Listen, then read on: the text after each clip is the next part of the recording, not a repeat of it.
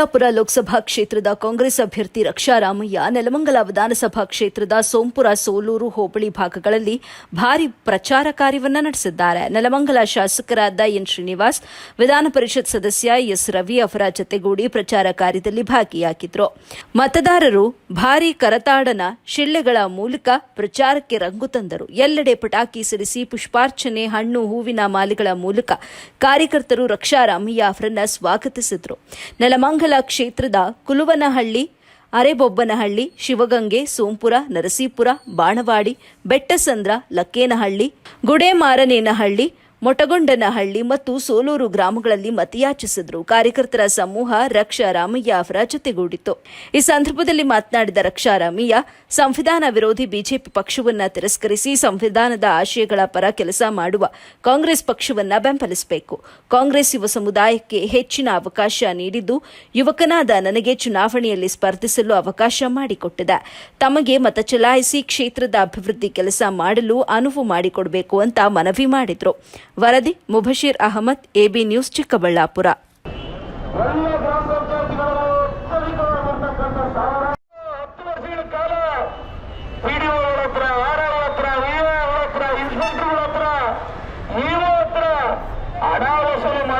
ಅವರು ತೊಡ್ಕೊಂಡಿದ್ರು. ಅವರು ಕೆಲಸ ಮಾಡಕ್ಕೆ ಪುರುಷತ್ತಿರ್ಲಿಲ್ಲ ಅವರಿಗೆ ಅಂತಕ್ಕಂಥದ್ದನ್ನ ಜನ ಹೇಳ್ತಾ ಇದ್ರು. ಆ ಜನ ಹೇಳಿದ್ದನ್ನ ನಾನು ಹೇಳ್ತಾ ಇದ್ದೇನೆ. ಶ್ರೀನಿವಾಸ ಮೂರ್ತಿ ಅವರು ಬಿಜೆಪಿ ಕೇಳ್ಕೊಂಡು ಏನು ಹೊಂದಾಣಿಕೆ ಮಾಡ್ಕೋಬೇಕಿತ್ತು. ಜೆಡಿಎಸ್ ಬಿಜೆಪಿ ಅವರು ನೆಲಮಂಗಲ ಕ್ಷೇತ್ರದ ಅಭಿವೃದ್ಧಿಗೆ, ಸೋಂಪುರ ಹೋಬಳಿ ಅಭಿವೃದ್ಧಿಗೆ ಬಿಜೆಪಿ ಸರ್ಕಾರ ಇದ್ದಾಗ ಹೊಂದಾಣಿಕೆ ಮಾಡ್ಕೊಂಡಿದೆ. ಅದಕ್ಕೆ ಅರ್ಥ ಇತ್ತು, ಅದಕ್ಕೆ ತೂಕ ಇತ್ತು. ಅದಕ್ಕೆ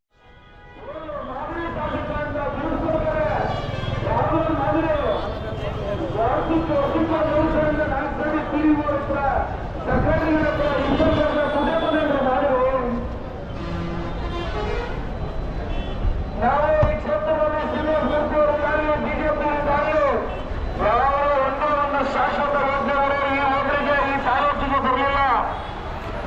ಅದೇ ಕಾಂಗ್ರೆಸ್ ಸರ್ಕಾರದಲ್ಲಿ ಇವತ್ತು ನಾನು ಶಾಸಕನಾಗ್ತಾರೆ 69 ಕೆರೆ ತುಂಬಿಸತಕ್ಕಂಥ ರೇಷ್ಮೆ ಯುವಕ ನೀರಾವರಿ ಯೋಜನೆ ಮುಖ್ಯಮಂತ್ರಿಗಳಿಂದ ಅಲ್ಲಿ ಪೂಜೆ ಮಾಡಿಸಿದ್ದೇನೆ. ಸಾವಿರಾರು ಜನ ರೈತರು ಅವರ ಪ್ರಾಣ ಕಳ್ಕೊಂಡಿದ್ದಾರೆ. ನಿಮ್ಗಳಿಗೆ ಗೊತ್ತಿರುತ್ತೆ, ಜಿಎಸ್ಟಿ ಪ್ರತಿಯೊಬ್ಬ ರೈತರ ಒಂದು ಭಾಗದ ಮೇಲೆ ಜಿಎಸ್ಟಿ ಹಾಕಿದ್ದಾರೆ. ಗೊಬ್ಬರ ಆಗಿರ್ಲಿ, ಫ್ಯಾಕ್ಟರಿಗಳಾಗಿರ್ಲಿ, ಟ್ರಾಕ್ಟರ್ಗಳಾಗಿರ್ಲಿ. ನಮ್ಮ ಕಾಂಗ್ರೆಸ್ ಸರ್ಕಾರ ಬಂದ್ಮೇಲೆ ನಮ್ಮ ರೈತರ ಸಾಲ ಮನ್ನಾ ಮಾಡ್ತೀವಿ. ಇದು ನಮ್ಮ ಕಾಂಗ್ರೆಸ್ ಪಕ್ಷದ ಪ್ರಣಾಳಿಕೆ. ದೊಡ್ಡ ದೊಡ್ಡ ಉದ್ಯಮಿಗಳ ಸಾಲ ಮನ್ನಾ ಮಾಡ್ತಾರೆ, ಆದ್ರೆ ನಮ್ಮ ರೈತ ಬಂದವರ ಸಾಲ ಯಾಕೆ ಮನ್ನಾ ಮಾಡಲ್ಲ? ಇದು ನಾವೆಲ್ಲ ಕೇಳಬೇಕಾಗಿರೋ ಪ್ರಶ್ನೆ. ಯುವಕರ ಪರ, ಯುವಕರ ರಕ್ಷಣೆಗಾಗಿ ಇರುವಂತಹ ಪಕ್ಷ. ದಯವಿಟ್ಟು ನೀವೆಲ್ಲ ನಮ್ಮ ಎಲ್ಲ ಮತ ಬಾಂಧವರೇ, ನಮ್ಮೆಲ್ಲ ಕಾಂಗ್ರೆಸ್ ಪಕ್ಷದ ಕಟ್ಟಾಳುಗಳೇ, ದಯವಿಟ್ಟು ನೀವೆಲ್ಲ ಈ ಒಂದು ಮಾತನ್ನು ಮನೆಗೂ ತಿಳಿಸಿ, ಮನೆಗೂ ಕಾಂಗ್ರೆಸ್ ಪಕ್ಷದ ಸಾಧನೆಗಳು ಹೇಳ್ತಕ್ಕಂಥ ನಾನು ನಿಮ್ಮೆಲ್ಲ ಕಳಕಳಿಯಿಂದ ಮನವಿ ಮಾಡ್ಕೊತೇನೆ.